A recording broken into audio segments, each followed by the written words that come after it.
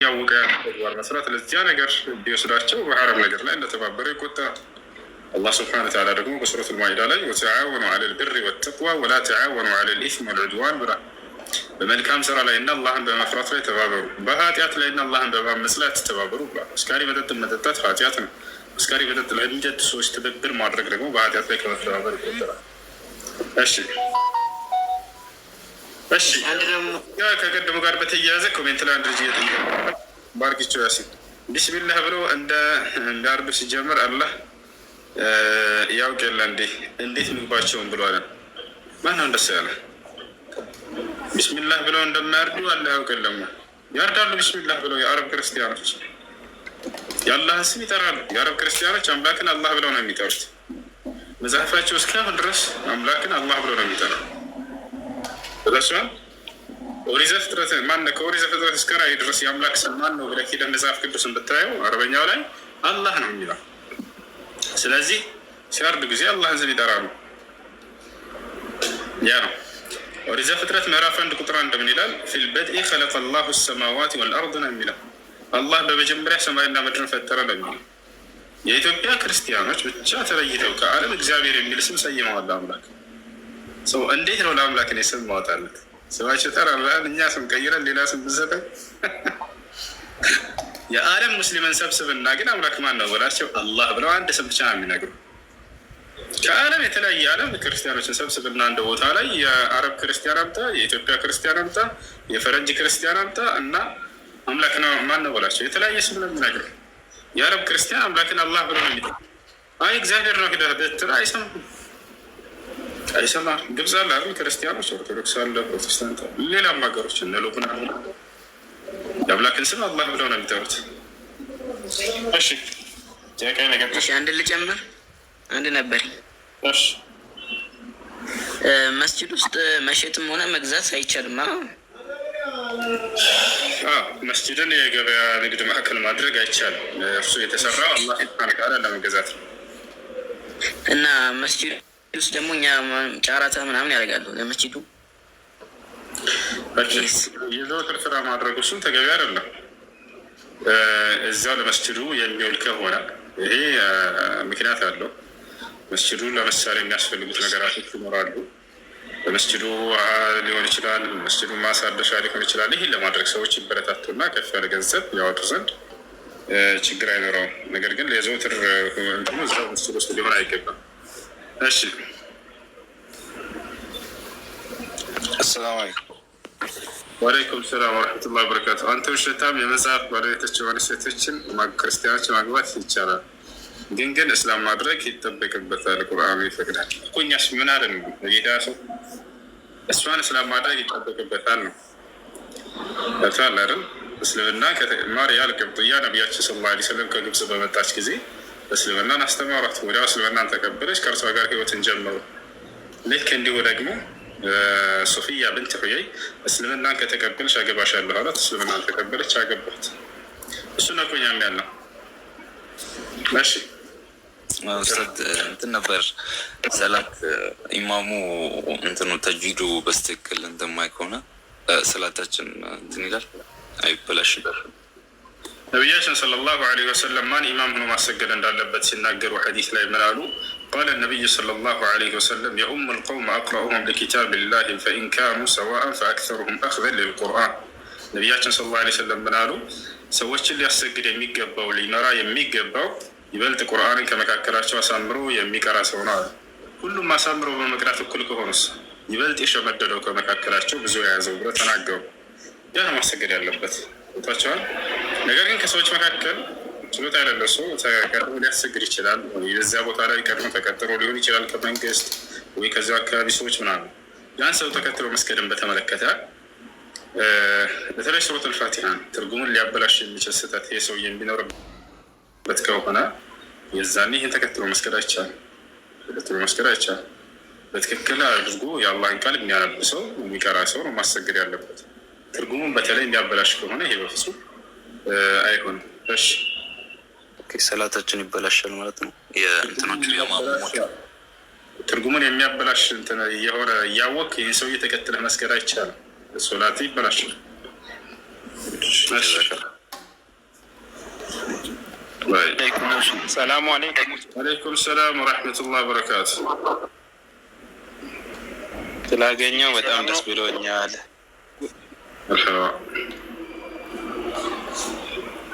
እሺ እሱ የሆነ ጉዳይ አለኝ።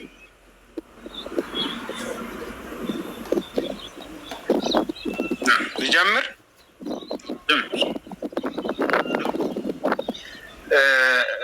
ሀገር እያለው ነው።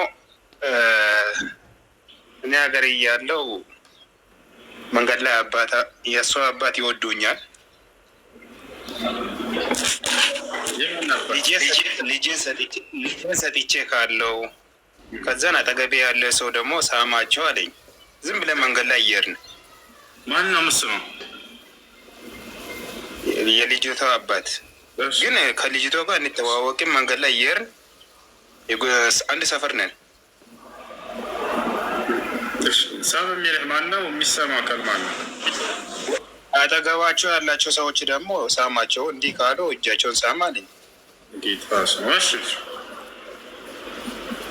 ነገሩ በኋላ ላይ እኔ ደግሞ ቆይቼ ከሀገር ከወጣሁ በኋላ ደግሞ እንዲህ ነገር ኒካም ነው ምናምን የሚባለው ነገር አሳሰብኝና ልጅቷ ሰምታለች። እውነት ነው። ከዚያስ ግን ደግሞ እኔ እና እሷ አንተዋወቅም።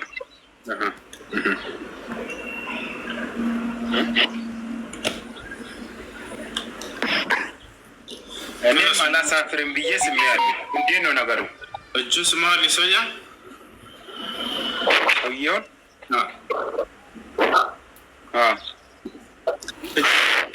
እጅ በሳ ምናምን የሚለው ዝም ብሎ ነው አንደኛ። ሁለተኛ ሴት ልጅ ፈቃደኛ ሳትሆን ቢሰጥህ አባቷ ሰጥቻለሁ ስላለ ይሆናል ማለት አይደለም፣ አይሆንም። አላህ ነቢያችን ሰለላሁ ዐለይሂ ወሰለም ምን አሉ? ኢዛ አራደ አሐዱኩም አን ዩዘውጀ ብነተሁ ፈልየስተእዚንሃ አሉ። አንዳችሁ ሴት ልጁን መዳር ከፈለገ ቀድሞ እሷን ያስፈቅራት አሉ። በሌለችበት ሰጥቻለሁ እኔም ተቀብያለሁ ስላለ ሰውየው እሷ አለች ቆማለች። እሺ እሷ በዚህ ነገር ፈቃደኛ ነች? ትጠይቃለች። ቁማ እየሳቀች ናት። አላወራችም፣ ግን ቁማ እየሳቀች ናት። እሺ እሷ ፈቃደኛ ነበረች። በዚያ ላይ ደግሞ ሁለት ሻሂዶች ያስፈልጋሉ፣ ምስክሮች ማለት ነው። ነቢያችን ሰለላሁ ዐለይሂ ወሰለም ምን አሉ? ላ ኒካሐ ኢላ ቢወልይን ወሻሂደይኒ አሉ። ኒካህ የለም በወልይና በሻሂዶች ካልሆነ በስተቀር አሉ። ወልይ ያሉት አባት ነው፣ ወኪል። ሁለት ምስክሮች ደግሞ ያስፈልጋሉ። በሌላ ሐዲስ ላይ ነቢያችን ሰለላሁ ዐለይሂ ወሰለም አዩማ እምረአቲን ኑኪሐት ቢገይሪ ወልይን ወሻሂደይኒ ፈኒካሑሃ ባጢል ባጢል ባጢል ብለዋል። ያለ ወልይና ያለ ምስክሮች ኒካህ ያገባች ሴት ኒካሑ ውድቅ ነው ውድቅ ነው ውድቅ ነው ብለዋል። ስለዚህ ለኒካህ እነዚህ መስፈርቶች ያስፈልጋሉ። አንደኛ የልጅቷ አባት ወልይ፣ ሁለተኛ የሚያገባው ሰው ያስፈልጋል፣ ሶስተኛ እና አራተኛ ሁለት ምስክሮች ሻሂዶች ያስፈልጋሉ። ሌላኛው መህር ነው የታወቀ። እነዚህ መስፈርቶች ሊሟሉ ይገባል። ስለዚህ ያለ ሻሂዶች ከሆነ ይሄ ኒካህ የታሰረው እንዲሁም እሷ ፈቃደኛ ሳትሆን ከሆነ እንደ ወልዮች ምንድን ነው ድረስ ኒካሁ እንደገና መታደስ አለበት፣ እንደገና መጋባት እንትን አለባቸው እንጂ ያ ኒካህ ሊሆን አይችልም። እሺ ሰላሙ አለይኩም። ወአለይኩም ሰላም ወረሕመቱላሂ ወበረካቱ። የት ነህ? በአላህ ደህና ነህ? አልሐምዱሊላህ። ጥያቄ ነበረኝ። እሺ የመጀመሪያው ጥያቄ አንድ አረበኛ የማይችል ሰው በአማርኛ ዱዓ ቢያደርግ ችግር አለው? ችግር የለም። እሺ ሁለተኛው ደግሞ አንድ ነጋዴ ሰውዬ የሆነ የሚሸጠው እቃ ለምሳሌ 200 ብር ከሆነ የሚሸጠው 250 ብር አድርጎ ቢሸጥ ሀራም ይሆናል? ሰዎችን ከልክ በላይ በአካባቢ ከተለመደው ከታወቀው ዋጋ በላይ አስወድዶ ሰዎችን በሚጎዳ መልክ መሆን የለበትም። ስንት የተወሰነ አድርጎ ለልፋቱ ያክል ማለት ነው ያ እንጂ ሰዎችን በሚጎዳ መልክ ከልክ በላይ ከፍ አድርጎ መሸጡ ይሄ አስፈላጊ አይደለም። እሺ እሺ አንድ ሰውዬ የሆነ ብቻ እና በአስቸጋሪ የሆነ አጋጣሚ ምናምንም ተፈጥሮ ይሁን የሆነ ሶላት አለፈው እና በየትኛው ሰዓት ላይ ቀዶውን ቢያወጣ ተወዳጅ ይሆናል? በመጀመሪያ የሶላት ሰዓትን ማሳለፍ የለበትም። ምናልባት መስጂድ ውስጥ እኮ አይደለሁም ሊል ይችላል። ባለበት ቦታ መስገድ ይችላል። አብዛኛው ሰው ሶላት የተደነገገው በመስጂድ ውስጥ ብቻ ይመስለዋል። ይህ ስህተት ነው። ነቢያችን ሰለላሁ ዐለይሂ ወሰለም ሐዲስ ላይ ጁዒለት ሊየ አልአርዱ መስጂደን ወጠሁራ ፈአይነማ አድረከትከ ሶላት ፈሶሊ አሉ። መሬት አጠቃላይ ለእኔና ለትውልዶቼ ጠሃራ መስጂድ ተደርጋልናለች። ስለዚህም የትኛውም ስፍራ ሆናችሁ የሶላት ጊዜ ከደረሰባችሁ በዚያ ስፍራ ላይ ስገዱ ብሏል። መሬት ላይ መስገድ ትችላላችሁ ወረድ ብላችሁ። ነገር ግን ያ ቦታ ጠሃራ መሆን አለበት የምትሰግዱበት። ንጹህ እስከሆነ ድረስ ያ እዚያ ቦታ ላይ እናንተ መስገድ ትችላላችሁ። እሺ ታክሲ ላይ ከሆኑስ? ታክሲ ላይ ብትሆኑ የሶላት ሰዓት ሊያልፍባችሁ ከሆነ እስከምትወርዱ ድረስ ቤት ስትሄዱ ቀጣዩ የሶላት ወቅት የሚገባ ከሆነ እዚያው ላይ ሆናችሁ መስገድ። ወቀድ ሰላ ረሱሉላሂ ሰለላሁ ዐለይሂ ወሰለም ወሁወ ጃሊሱን ዐላ ራሒለቲህ። ነቢያችን ሰለላሁ ዐለይሂ ወሰለም ግመላቸው ላይ ተቀምጠው ሰግደዋል። ምንም እንኳን አንዳንድ ዑለሞች ይህን ያደረጉት ነቢ ሰለላሁ ዐለይሂ ወሰለም ለሱና ሶላት ነውና ለዋጅብ አይቻልም ቢሉም ይሄንን ተክሱስ የሚያደርግ ምንም ማስረጃ የላቸውም። ስለዚህ ነቢያችን ሰለላሁ ዐለይሂ ወሰለም ሶላትን ሰግደዋል። በግመል ላይ መስገድ ትችላላችሁ እናንተን በታክሲ ላይ። እሺ እና ታዲያ ካለፈብንስ ምንድን ነው ማድረግ ያለብን ከተባለ መጀመሪያ መስገድ ያለባችሁ ወቅቱ የገባበትን ሶላት ነው። ከዚያ በኋላ ያለፋችሁን ቀባ ከመጀመሪያው ጀምራችሁ ቀባ ታወጣላችሁ። እሺ ሰላም አለይኩም። ወአለይኩም ሰላም ወራህመቱላሂ ወበረካቱ። አንድ እህት ነበረች ፈልጌ አሁን አስገባኝ ብላኝ ነበረ። ጥያቄ ነበራት። እንትን ነች ፕሮቴስታንት ነችና ትንሽ ሰሞኑን አውርቻለሁ። እንትን መሆን ሶስት አምላክ እንደምታመልክ ተማምነናል። ረዥም ሰዓት ጊዜ ወስደን ብዙ ቀናት ስናወራ ነበርና ፕሮቴስታንት እና አሁን በቃ በዚህ በእናንተ በኩል ጥያቄ ያለኝ ብለኝ እኔ እንድጠይቅ አደርግልሻለሁ ብያት፣ አሁን ፈርታ ይሁን አላውቅም ደበቃ አለችብኝ። እየፈለግኳት ነው። ቲጂ ትባላለች። ትዕግስት አለሽ ቁጥር ሰዓት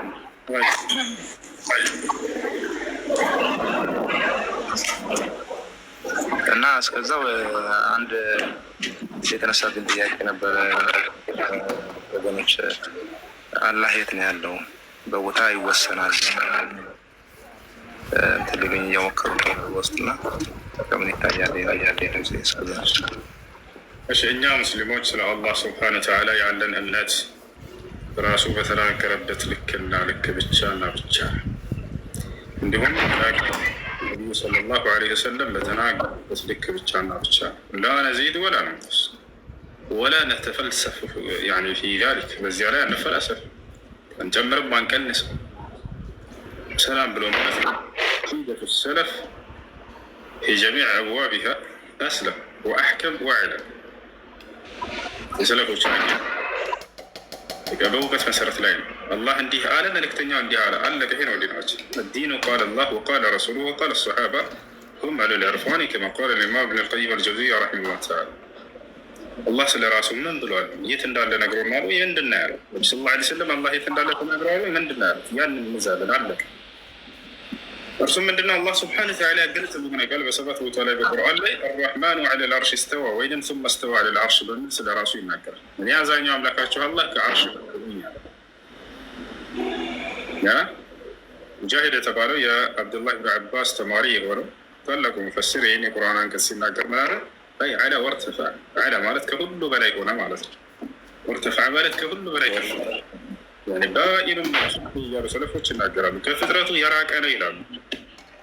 አላህ እዛ ላይ ተቀምጠዋል ብሏል አልነገረንም። ስለዚህ ባልነገረን ነገር ላይ እኛ እንፈላሰፍ ቦታቸዋል አይደለ? ሰላም ብሎ ማለት ያ ቂዳ ነው፣ የሰለፎች ቂዳ ነው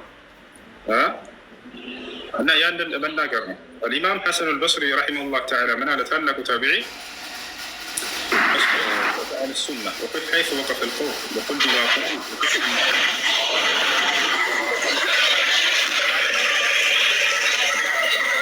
ሄሎ ሰላም አለይኩም። ወአለይኩም ሰላም።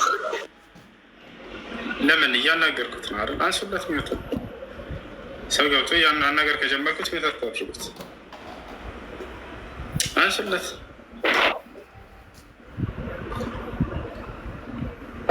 ሁሱዬ ሰላም አለይኩም። ሁሱ አይሰማም? ይሰማል። በቅድሚያ በጣም አመሰግናለሁ። የተውሂድን መንገድ እንዲይዝ አድርገኸኛል እና በፊት ፊቂህ ምናምን ቀራ ነበር። ያው ስለ ተውሂድ ብዙ የማውቀው ነገር አልነበረም። ግን አሁን በዚህ ጊዜ ጥያቄ አለኝ። የምጠይቀውም ከአንተ በላይ ደግሞ ማንም የለም እና የምጠይቅህ በመጀመሪያ በቀብር ላይ ተልቂን ወይም ሰው ሲሞት ተልቂን ማድረግ ይቻላል ወይ? ሁለተኛ ደረጃ ደግሞ ያው በአሁን ነው ድሮ አላውቀው ነበር፣ በፋቲሃም በቢስሚላህ መጀመር ይቻላል ወይ? አሁን ደግሞ በቢስሚላህ ካልጀመርኩ ደግሞ ቤተሰብ ውስጥ ስለሆንኩ አልችልም። ያው በቢስሚላህ ብቀራ ሰላቴ አይቀበለኝም ወይ? የመጀመሪያ ጥያቄ ነው ሁሱዬ። እሺ የቀብር ሰው ከሞተ በኋላ ምንም አይነት ነገር ብትናገሩ አይሰማችም። ይሰማል ተብሎ ለተነገሩ ቃላቶች ሲቀሩ ዚያረቱል ቁብር በምታደርጉ ጊዜ ይህን እንደሚሰማ ነቢያችን ሰለላሁ ዐለይሂ ወሰለም ተናግረዋል። ቀብር ስትሄዱ ጊዜ አሰላሙ ዐለይኩም አህለ ዲያር ሚነል ሙእሚኒነ ወልሙስሊሚን ወኢና ኢንሻአላህ ቢኩም ላሒቁን ነስአሉላህ ለና ወለኩም አልዓፊያ አላ ኢኒ ኩንቱ ቀድ ነሀይቱኩም ዐን ዚያረቲል ቁቡር አላ ፈዙሩሃ ፈኢነሃ ቱዘኪሩኩም አልአኺራ እንዳሉት ነቢያችን ሰለላሁ ዐለይሂ ወሰለም ይህን በምናደርግ ጊዜ እንደሚሰሙ ተገልጿል። ከዚያ ውጭ ግን ሄዳን ይህን ሰውዬ ተልቂን ማድረግ እዚያ ይሄንን ላኢላሃ ኢለላህ በል ነው እንግዲህ፣ ወይንም ደግሞ መልስ እንዲመልስ ይሄንን ነገር ይሄን አካል እንዲነገር ማድረግ እሱ አይደለም። ነቢያችን ሰለላሁ ዐለይሂ ወሰለም ያሉት ምንድን ነው? ሰውየው ከተቀበረ በኋላ በእርሳቸው ጊዜ ሰሉ ሊአኺኩም ተስቢት ፈኢነሁ ልአን ዩስአል አሉ። ወፊ ሪዋየትን ኡኽራ እስተግፊሩ ሊአኺኩም ፈኢነሁ ልአን ዩስአል። ነቢያችን ሰለላሁ ዐለይሂ ወሰለም ምን አሉ? የሆነ ሰው በተቀበረ ጊዜ በእርሳቸው ጊዜ አሁን ለወንድማችሁ ምህረትን ተማጸኑለት፣ እርሱ አሁን የቀብር ጥያቄ ይጠይቃልና ነው። በሌላ ሐዲስ ላይ ለወንድማችሁ ለተቀበለው ዱዓ አድርጉለት፣ ጸሎት አድርጉለት፣ እርሱ አሁን የቀብር ጥያቄ ይጠይቃልና ነው። ይሄ ነው ለእርሱ ዱዓ ለማድረግ ብቻ እንጂ ሌላ ነገር አይደለም። ዱዓ እስትግፋር ይደረግለታል። ሌላኛው ነገር ሶላትን በምንሰግድ ጊዜ ቢስሚላህ የሚለውን በጀህር ማለት፣ ሶላት ስንሰግድ ጊዜ ቢስሚላህ የሚለውን በጀህር ማለት። በዚህ ላይ በዑለሞች መካከል ኺላፍ ቢኖርም ትክክለኛው አቋም ግን በሲር ማለቱ ነው፣ በውስጥ ማለቱ ነው። አነስ ብን ማሊክ ረዲየላሁ አንሁ ቡኻሪ እና ሙስሊም ላይ በተዘገበ ሐዲስ ብሎ አስተላልፏል። صليت خلف رسول الله صلى الله عليه وسلم وأبا بكر وعمر فما كانوا يجهرون ببسم الله الرحمن الرحيم على كنبي صلى الله عليه وسلم هنا سجد له يعني كأبو بكر صديق هنا سجد له كعمر بن الخطاب هنا سجد له አንዳቸው እንኳን ሶላትን በሚያሰግዱ ጊዜ ቢስሚላህ الرحمن الرحيم የሚለውን በጋህር ሲሉ ሰምቻቸው አላውቅም ማለት ነው። ስለዚህ በውስጣችን ነው ያንን ማለት። አዎ አሁን ደግሞ ያለሁት ያው ቤቴ ችግር ነው ትንሽ፣ መሻይሆችም ከሚባሉት ዘር ውስጥ ስለሆንኩ በቢስሚላህ ካልጀመርኩ ታውቃለህ በጣም ከባድ ነው ለኔ የሚሆነው እና ከቤትም የመባረርበትም ሊኖር ይችላል። ስለዚህ ችግር የለም። እሺ ሁለተኛው ሰላም አለይኩም ወራህመቱላሂ ወበረካቱ። ወአለይኩም ሰላም ወራህመቱላሂ ወበረካቱ። ውሱ የሆነ ጥያቄ አለኝ።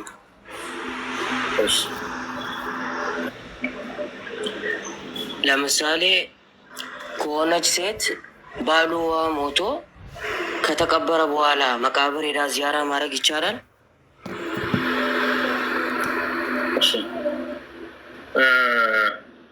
زيارة القبور بالنسبة للنساء أمر واختلف فيه بين أهل العلم. ሴት ልጅ ቀብር ዚያራ ማድረግ ነቢያችን ሰለላሁ ዐለይሂ ወሰለም ቤት ሆነው ዱዓ እንዲያደርጉ እስትግፋር እንዲያደርጉ ደንግገውላቸዋል። ሴት ልጅ ወደ ቀብር ሂዳ ዚያራ ማድረግን የተጠላበት ወይም የተከለከለበት ምክንያት ለምንድን ነው? ሴት ልጅ በተፈጥሮዋ አዛኝ ነች። ልቧ በጣም ተሰባሪ ነች ከወንድ ልቅ። በዚያ በምትወደው አካል ወይ አባቷ ወይ ወንድሟ ወይ ባሏ ወይ ልጇ የሞተውን አካል በሚሞት ጊዜ ምን ያክል ልቧ ተሰባሪ እንደሆነች ይገልጻል። ጭራሽ ያንን ልቧ የተሰበረበትን የምትወደውን አካል ሂዳ ጊዜው በማስታወስ ሌላ የልቧ ህመም እንዲነሳበት እስላም አልፈለገም። እዛም ሂዳ ደግሞ አላህ ስብሐነ ወተዓላ የወሰነውን ውሳኔ ሞትን በሰው ልጆች ላይ የምታስተባብልበትን የክህደት ቃል እንዳትናገር ፈለገ። ለእርሷ ከማዘን አንጻር ይህን ነገር ቤት ውስጥና ዱዓ፣ እስትግፋር፣ ሰደቃ ማድረግ ትችላለች። ዚያረቱል ቁቡር ግን ላ ፈቀድ ነሃ ረሱሉላህ ሰለላሁ ዐለይሂ ወሰለም ጃአ ፊል ሐዲስ لعن رسول الله صلى الله عليه وسلم زوارات القبور وهذا يدل على النهي. እሺ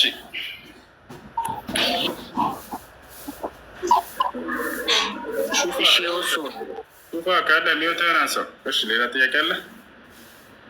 አዎ አለኝ። የሆነ የ18 ዓመት ቁርአን ያስተምረኝ ነበር። ከዛ አንድ ቀን 4 ሰዓት ላይ መስጊድ ውስጥ ይዞኝ አላህ ሁሉ ነገር ላይ ቻይ ነው አይደል አለኝ። አው ስለው አላህ ኢነላህ ዐላ ኩሊ ሸይኢን ቀዲር፣ አላህ ሁሉ ነገር ላይ ቻይ ነው። ታዲያ አላህ እንደሱ አይነት ጌታ መፍጠር ይችላል ወይ ነው?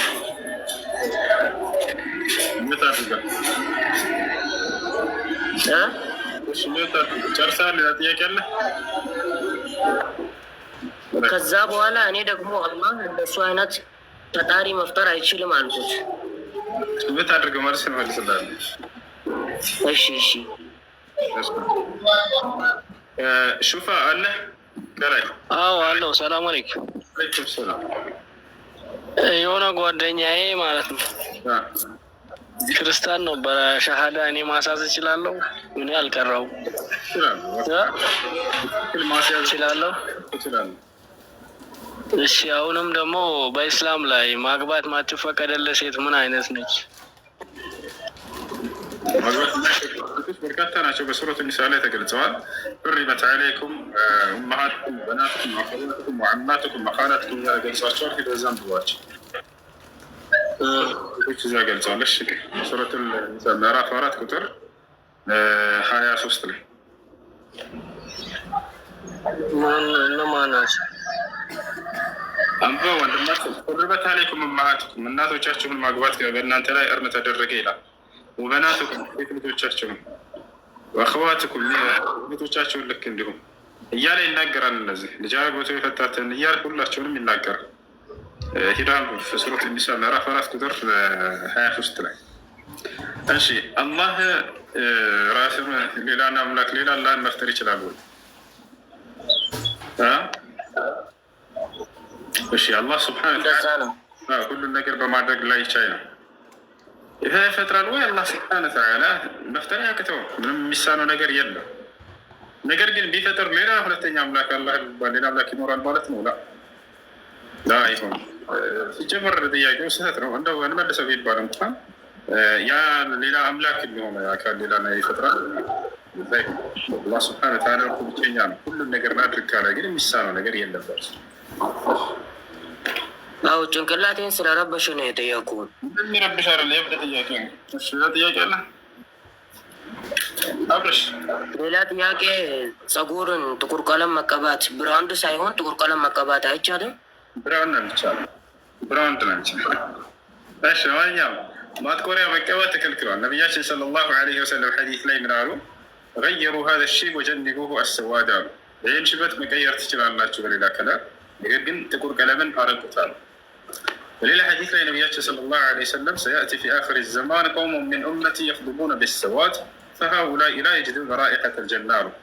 ወደፊት የዘመኑ ፍጻሜ በሚቃረብ ጊዜ ከትውልዶች ጥቁር ከለርን አብዝተው የሚቀቡ ሰዎች ይመጣሉ አሉ።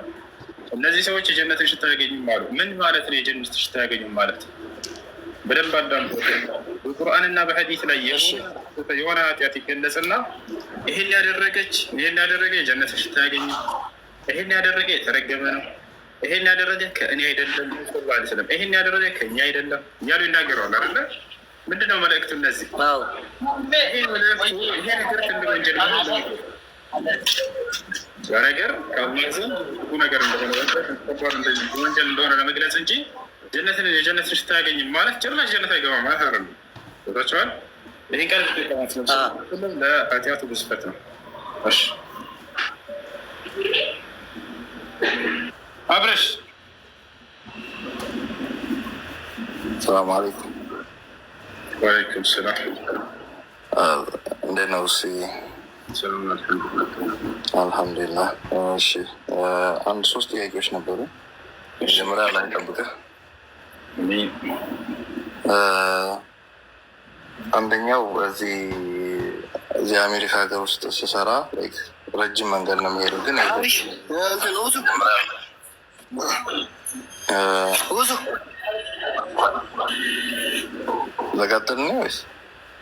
እሺ አብረሽ አለ ክርስቲያን ስለሆነ እሺ አብረሽ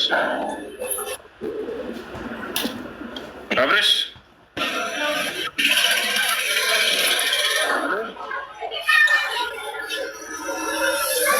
ኔትወርክን አስተካክለና። እሺ ቁጥር ብዙ አቤት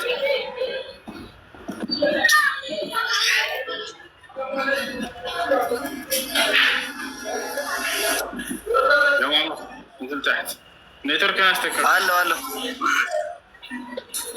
እሺ ቀጥል። እሺ መርሃባ። እና በየቀኑ ከ100 ምናምን ኪሎ ሜትር በላይ እመላለሳለሁ እና ግን አንዳንዴ ያው ሁሌ ስሰግድ ቀስር አደርጋቸዋለሁ ሰላቶች፣ ግን ያው ሁሌ ነው የምመላለሰው እና ይሄ ነገር እንዴት ይታያል? መጀመሪያ እሺ አንድ ሰው ከ80 ኪሎ ሜትር እና ከዛ በላይ ርቀት የሚጓዝ ሙሳፊር የሚልበት ቦታ ላይ ይሰራል። ለዚህ ሰው ምን ይፈቀዳል ከተባለ يجوز له القصر والجمع فيما يتعلق بالصلاة. والقصر يكون بالصلاة الرباعية، صلاة الظهر، صلاة العصر، صلاة العشاء. عند ሰው ካለበት ሀገር እስከሚጓዝበት ሰማይ ኪሎሜትርና ከዚያ በላይ ማለው ለዚህ ሰው ሶላትን ማሳጠርና መሰብሰብ ይፈቀድለታል። ማሳጠር ማለት ነው አራት ረካ የያዙ ሶላቶችን ማሳጠር ማለት ነው። ወደ ስንት ነው የሚያጥሩት? ወደ 2። እነሱ ማን ናቸው? የዙህር ሶላት፣ የዓስር ሶላት እና የዒሻ ሶላት፣ መግሪብ እና ሱብሒ እንዳሉ ናቸው። ጀምዕ ማለት ምን ማለት ነው? መሰብሰብ ማለት ነው። መሰብሰብ ማለት ሶላትን ከሶላት መሰብሰብ። ማን ከማን ጋር ነው የሚሰበሰበው? العصر مع الظهر والعشاء مع المغرب. عصر صلاة كزهر ጋር ሰብስቦ ማስገብ፣ ዒሻን ሶላት ከመግሪብ ጋር ሰብስቦ ማስገብ። ሱብሒ እንዳለች ነች ከየትኛውም ሶላት ጋር አትሰበሰብም። ያ ማለት ዙሁርን ለምሳሌ 2 ረካ ተሰግድና ልክ እንዳሰላመታችሁ ትቆምና እንደገና ዓስሩን 2 ረካ ትሰግዳለህ። አለቀ خلاص። ልክ መግሪብን ከሰግድ በኋላ ደግሞ በኋላ ላይ ወራ ትቆምና ስንበሰላመት ከዒሻን 2 ረካ ትሰግዳለህ። አለቀ። እሺ ጁምዓ ሶላት ውስጥ ተሰበሰባለች ከዓስር ሶላት ጋር ላ ወዕለሞች መካከል ኺላፍ ቢኖረውም ትክክለኛው አቋም ግን ጁምዓ ላ ትጅመዕ መዕ አልዓስር፣ ከዓስር ሶላት ጋር አትሰበሰቡ። እሺ ጁምዓን ለሰገደ ሰው ልብ በሉ፣ ጁምዓን ለሰገደ ሰው ነገር ግን ሰውየው ዙህርን ከሆነ የሰገደው ሙሳፊር ሆኖ ጁምዓ አላገኝም በዚያች ሀገር ላይ፣ እዚያ በኋላ ሙሳፊር ሆኖ ሳለ ዙህርን ሰገደ። ጁምዓ የሚሰገደው በመስጅድ ላይ ኹጥባ ሲሆን ጊዜ ነው። ነቢያችን ሰለላሁ ዐለይሂ ወሰለም ላ ጁምዓተ ኢላ ፊል መስጂድ ስላሉ ጁምዓ የለም በመስጂድ ካልሆነ በስተቀር ብለው፣ መስጂድ አልሄደም ሰውየው ቤቱ ነው ያለው ሙሳፊር ጁምዓ ቀን።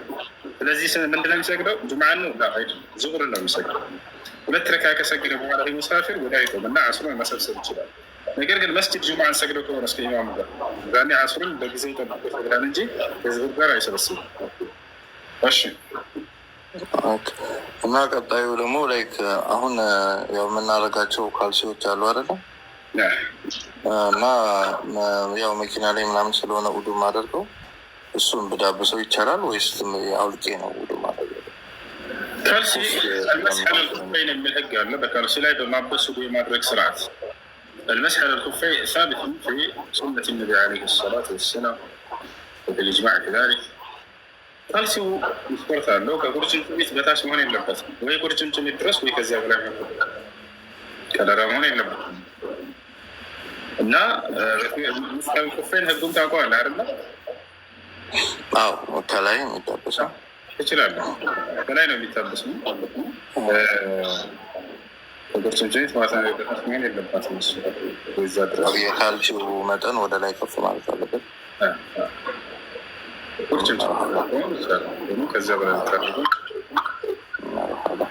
እና ሌላ ደግሞ አንድ እናን ሙስሊም ጓደኛ አለኝ እና የሆነ ጥያቄ እርግጠኛ ሳልሆን ከማወራው ብዬ ነው ልጠይቅ የፈለኩት። አሁን ከትዳር በፊት ክርስቲያኖች ከትዳር በፊት የተወለደ ልጅ ካለ ቤተክርስቲያን መግባት አይችልም የሚል ጥያቄ ነገር አለ።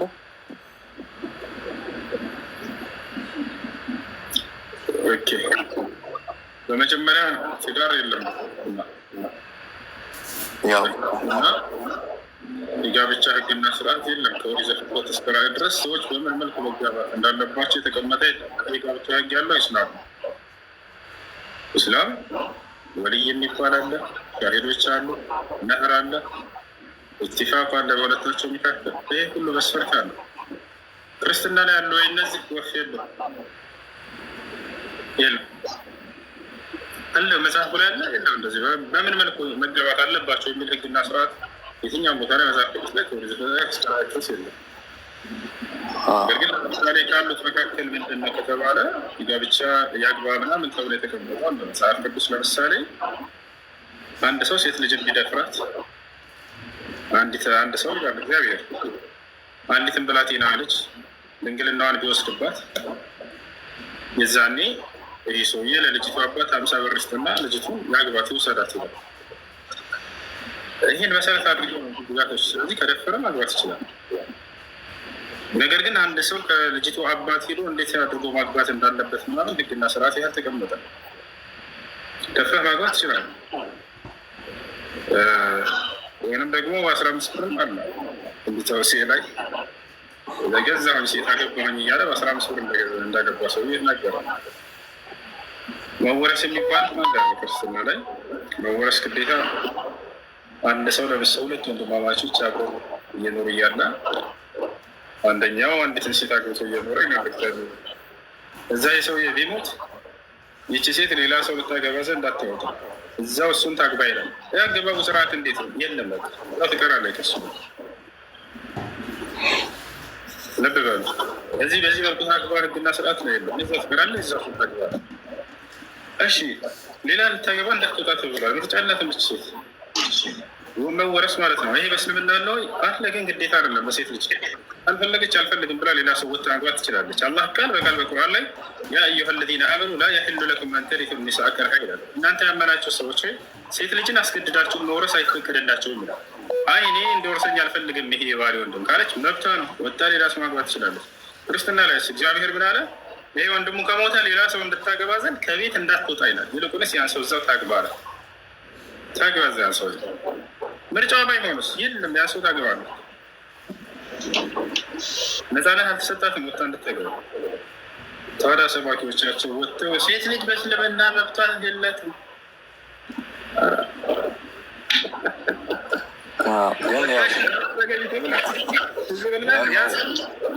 አመጣም ይሁን ጉርባጣም ይሁን ቆማጣም ይሁን ጎማላ ግዴታ መግባት አለባት። ሌላ እንድታገባ እንዳትወጣ በቃ ታገረች። እዚህ የበለጠ መጨቆናል እንደዚያ እንደ እስልምና እስከተባለ ቃል በቃል አላህ በቁርአን ላይ አስገድዳቸው መውረስ አትችሉም ሴት ልጅን አለ። ከፈለገች ወጥታ ማግባት ትችላለች ካልተመቻት ሰው ይቻላል። እሺ ያላገባም ካለስ ይሄ ሰውዬ ለምሳሌ ሰውዬው አልፈልጋትም ካልፈለጋት ህግና ስርዓት ካልፈለጋት ያሱ ያላገባም ካለ ቅጣት አለበት ለክርስትና።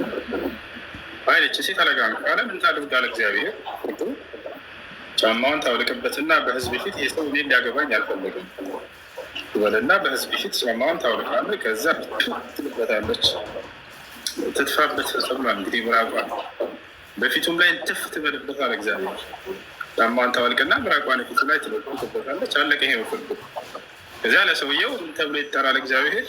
ከዚህም በኋላ ይህ ሰው የጫማ ፍርድ ቤት ተብሎ ይጠራል።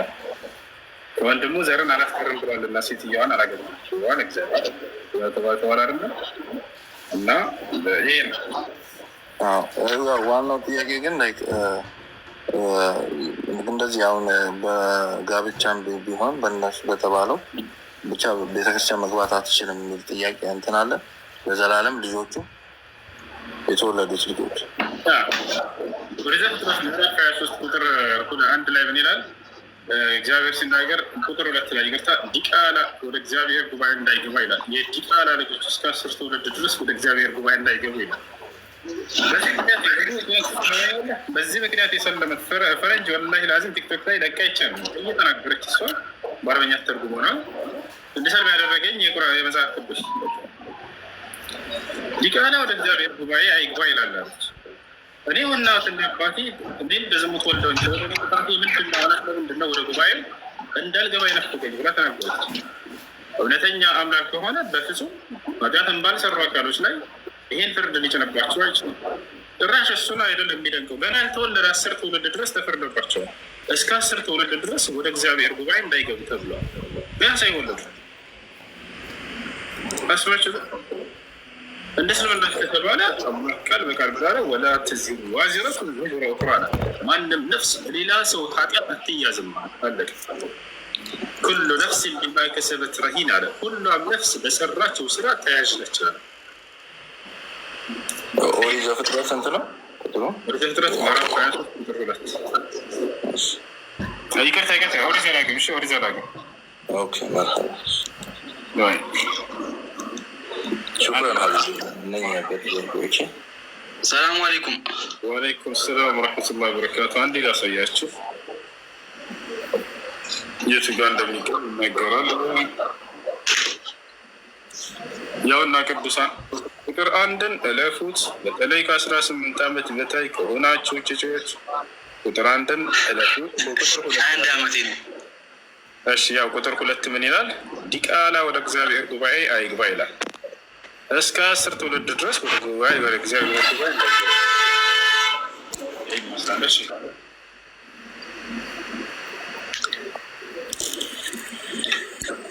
እሱ ልጠይቅ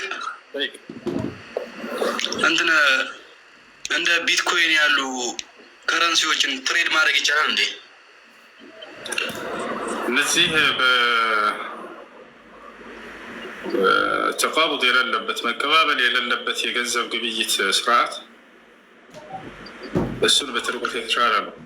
ነቢያችን ሰለላሁ ዐለይሂ ወሰለም ገንዘብን በገንዘብ መግዛት ይቻላል እርግጥ፣ ነገር ግን ተቃቡድ የሚባል ነገር አለ ግብይት ላይ መቀባበል። አንተ ያንን ገንዘብ ስትሰጠው ጊዜ እርሱ ለአንተ ያን ገንዘብ መልሶ እዚያው ምንም ሳትለያዩ መስጠት አለበት። ይሄ ካልተከሰተ ሸሪዓዊ መስፈርቱን አላሟላ። እዚያ ላይ በሰዎች መጭበርበር ሊኖር ይችላል።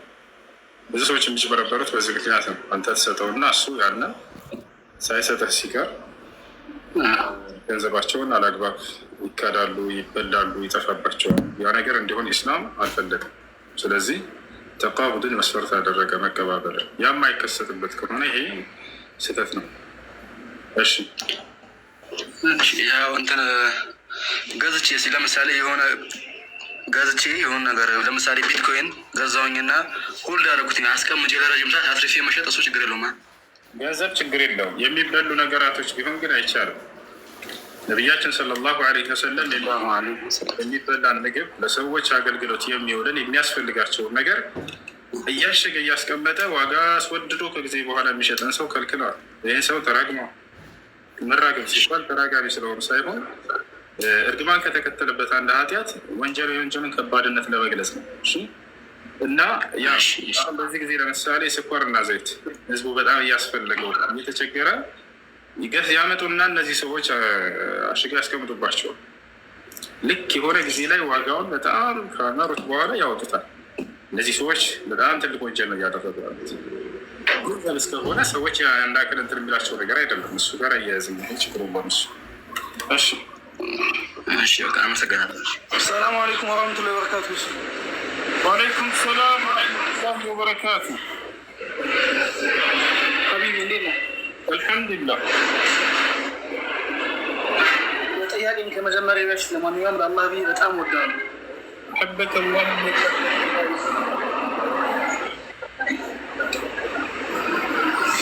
እሺ እኔ ጥያቄን የምጠይቀው ጥያቄ ምን መሰለው? እሱ አሁን ለምሳሌ በኢትዮጵያ እንትን ላይ እቁብ የሚባል ነገር አለ እና እቁብ የሚሰበስበው ሰውዬ የሚጠቀመው ጥቅም አለ። መጨረሻ ላይ ከሰበሰቡባቸው ሰዎች ከሰበሰቡ በኋላ የሚደርሳቸውን መጨረሻ ላይ ሲሰጣቸው የሚቀበለው ክፍያ አለ። እሱን ክፍያ መቀበል እንዴት ይታያል? የመጀመሪያው ጥያቄ ይሄ ነው። ሁለተኛ ጥያቄ ደግሞ በዚህ ወተያያዘ እቁብ የሰበሰበውን ብር አሁን ለምሳሌ እኔ እቁብ ለምሳሌ በቀን የ200 ብር እቁብ ምጥል ከሆነ እሱ ጋር ተቀምጦ በ4 ወር ወይም በ5 ወር ልቀበል እችላለሁ።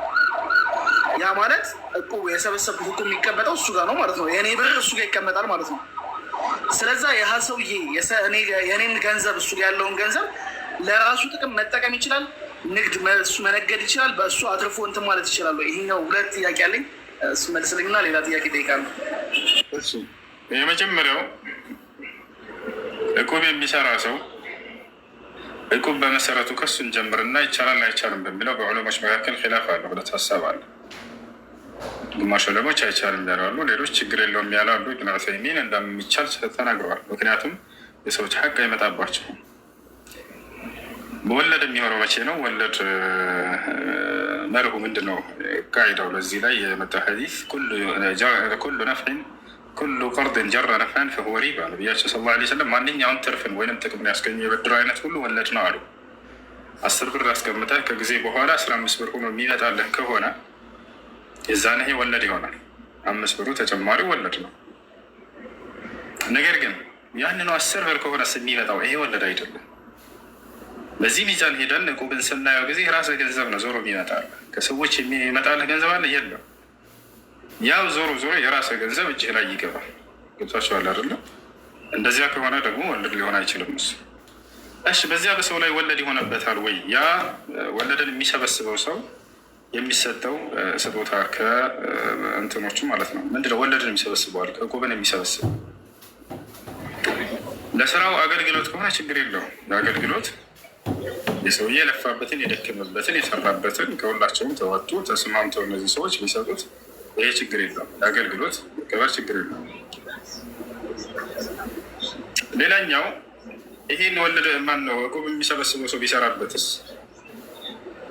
ይህ ነገር በእናንተ ፍቃድ መሆን አለበት። ልክ ሰው ጋር የሆነ ሐቅ አስቀምጣችሁ ከሆነ ሰው ከእናንተ ጋር አስቀምጦ ገንዘብን ያለዚያ ሰው ፍቃድ ይህን ገንዘብ ማንቀሳቀስ አትችልም። የሆነ አደጋ ቢደርስ ሊከስርስ ሰዎችን ሐቅ ይዞ ችግር ላይ ሊወድቅ ነው።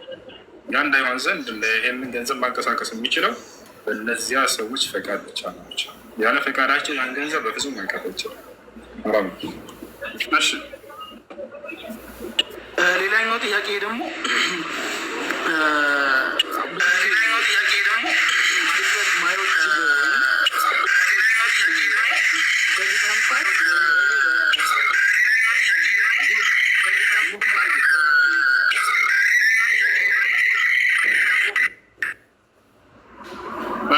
በድክረም ሰዓት እንደዛ ፈሳሽ የሚወጣ ወይንም ደግሞ በጣም የሆነች አለች መኒ ወይም መዚ አላስታውስም እሱን ስሙን እና እሱ ነገር አሁን ለምሳሌ በጣም ያስቸግረኛል። ለምሳሌ ማለት ነው ከዛ የሚያስቸግረኝ ከሆነ እሱ ነገር ነጃሳ ነው አይደል ኡስታዝ? ስለዚህ እሱ ነገር አሁን እንዴት ነው በቃ ግዴታ የነካብኝን ልብስ ማጠብ አለብኝ እኔም እንትን ማለት አለብኝ ማለት ነው አይደል? ሻወር ያሱስ ያን እና ልብሱን ማጽዳትና ማጠብ አለብኝ። እንግዲህ አላህ ያበርታህ። አላህ ስራህን ሁሉ ከሪያ ይጠብቅልህ። የውመል ቂያማ ለቀብር ብርሃን የሚሆን ስራ እንዲሆን ያደርግልህ። በጣም ነው የምወደህ። አላህ በዚህ ያበርታህ። ረጅም እድሜ ከጤና ጋር ተመኝቼ እላለሁ። አሰላሙ አለይኩም ወረሕመቱላሂ ወበረካቱህ። ሰላም አለይኩም ወረሕመቱላሂ ወበረካቱህ። ወአለይኩም ሰላም ወረሕመቱላሂ ወበረካቱህ። ጥያቄ አለኝ ሰው። እሺ እዚህ ጥያቄ ሁለት ላይ የወረደች እቺ ድንጋይዋን መውረዷን ሳይሆን የጠገረችበትን እስኪ አስረዳኝ። እሺ ነቢያችን ሰለላሁ ዐለይሂ ወሰለም ሐዲስ ላይ ሲናገሩ ምናሉ? ነዘለ ሐጀሩል አስወድ ሚነል ጀና ፈሰወደትሁ ኸጣያ በኑ አደም አሉ። ሐጀሩል አስወድ ከጀነት የወረደ ድንጋይ ነው ብለዋል። ካነ አሸድ በያደን ሚነ ሰልጅ ከበረዶ የነጻ ነበረ። ከዚያም የአደም ልጆች ኃጢአት አጠቆረው ብሎ ተናገሩ። ይህ ነው እንግዲህ በዚያ ቦታ ላይ ሰዎች ኃጢአተኞች ይመጡ ነበረ። ማለት ነቢያችን ኢብራሂም ዓለይሂ ሰላም እና ኢስማኤል ገንብተውት ከሄዱ በኋላ በዚያ ቦታ ላይ ሙሽሪኮች ይመጣሉ፣ ሐጅ እናደርጋለን እያሉ የእነዚህ ሰዎች የኃጢአት ምልክት ሆኖ እዚያ ላይ ቀረ። ያ ነው። እሺ እዚህ ጋር የእኛ ኃጢአት ነው እንደዚህ ያጠቆራል ነው እዚያ አይደለም። የእኛ ኃጢአት የሚል የለም። ከአደም ልጆች ደግሞ በኃጢአት አማኝ ሳይሆኑ በክህደት ላይ ያሉ አካሎች መጥተው እዚያ ቦታ ላይ የኢብራሂምና ኢስማኤል መንገድ ላይ ነን ብለው ይስሙ ነበር ሙሽሪኮች አይደል እንዴ? እነዚህ የኃጢአትና የክህደት ባለቤቶች ናቸው። ፈሰወደትሁ ኸጣያ በኑ አደም አለ እንጂ ፈሰወደትሁ ኸጣያ ልሙእሚኒን አለ። የአማኞች ኃጢአት አተኮሩ አለ።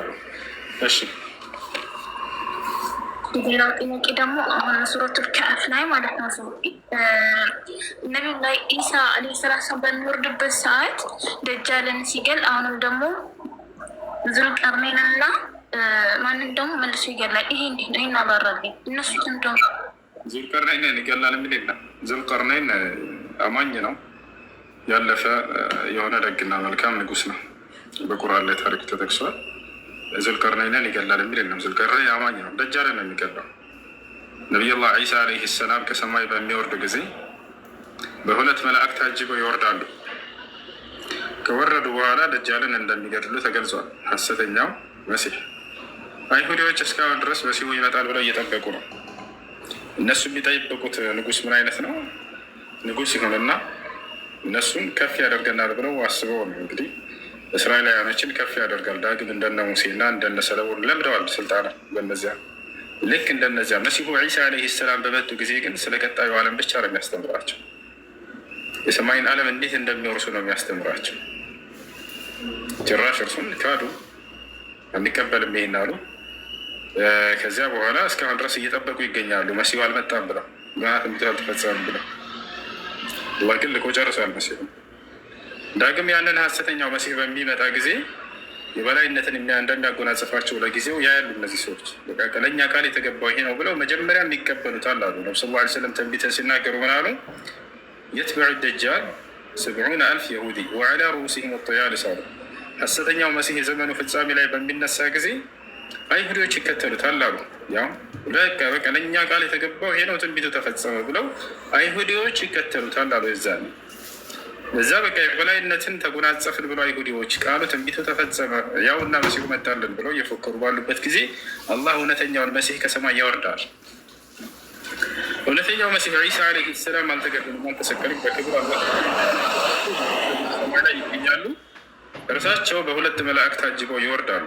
ዒሳ ዓለይሂ ሰላም የንዚሉ ዋዲዐን የደይሂ ዐላ አጅኒሐቲ ልመላኢካ በመላእክቶች ክንፍ ላይ እጆቹን አስቀምጦ ይወርዳል። ልጆች የሚታድጉት እሺ እና ይወርዳል ዒሳ ዓለይሂ ሰላም። የሚወርደው የት ነው? ነቢ ሰለላሁ ዐለይሂ ወሰለም ተናግረዋል። ተክለ ሰውነቱን ተናግረዋል። የሚለብሰውን ልብስ ተናግረዋል። መልኩን ተናግረዋል። ሁሉ ነገሩን ተናግረዋል። ፈዕሪፉሁ አሉ። ቃል በቃል ገና ሲጀምሩ እነሆ እወቁት ስለ እርሱ ልነግራቸው ነው አሉ። ለይሰ ቢጠዊል ወላ ቢልቀሲር አሉ። እርሱ በጣም ረጅም አይደለም፣ በጣም የማጨርም አይደለም፣ መካከለኛ ተክለ ሰውነት ያለው ነው አሉ።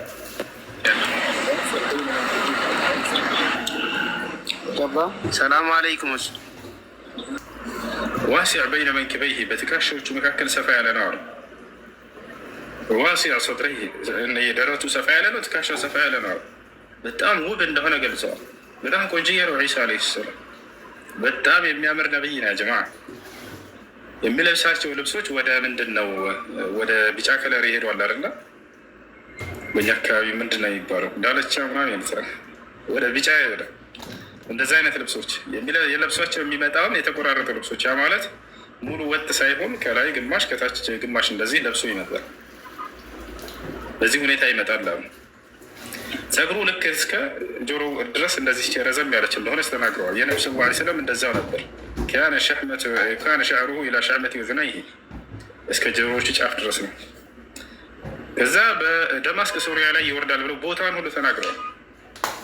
የንዚሉ ዒሳ ብን መርየም አላ ሸርቂ ዲመሽቅ ዕንደ ልመናረት ልበይዳ የነጯ ሚናራ ባለቤት በሆነችዋ መስጅድ በምስራቅ ሶሪያ ላይ ይወርዳል ብለው ተናገሩ። ደማስቆ ላይ ልክ እንደወረደ በዚያ ወዴት ይመጣል? ቀጥታ ወደ ኢየሩሳሌም ይመጣል። ወደ ተላከበት ወደ ነበረችው ሀገር ወደ ፍልስጢን ይመጣል ዒሳ ዓለይሂ ሰላም። እዚያ ቀጥታ ሲመጣ ጊዜ ሰዎች ሶላት ሊሰግዱ ተዘጋጅተው ያገኛል። በጊዜው የሚኖረው መሪ ማነው? መህዲ ይባላል። ነቢያችን ሰለላሁ ዐለይሂ ወሰለም ተናግረዋል። እርሱ መህዲ የሚባል መሪ እዛኔ እንደሚመራ ልክ ሶላት ልትሰግዱ ስትሉ ይደርሳል አሉ። ዒሳ ዓለይሂ ሰላም ይገባል መስጅድ።